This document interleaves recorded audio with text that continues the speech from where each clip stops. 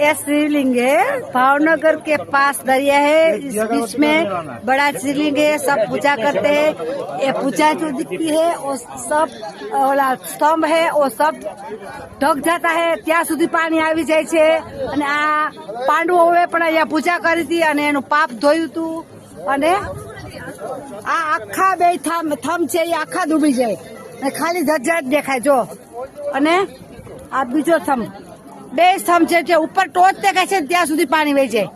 આવડો મોટો સ્તંભ છે અને જો આ શિવલિંગ છે, શિવલિંગ જો બધા પૂજા કરે છે। જે દરિયામાં શિવલિંગ છે અત્યારે બધા પૂજા કરે છે। અમે દરિયો અમને જગ્યા આપી, અમે આવતા રહ્યા છીએ અને અમને બધા પૂજા કરીએ છીએ। જો પબ્લિક એટલું બધું પબ્લિક છે, જો ક્યાંય ક્યાંયથી માણસો આવ્યા છે। જો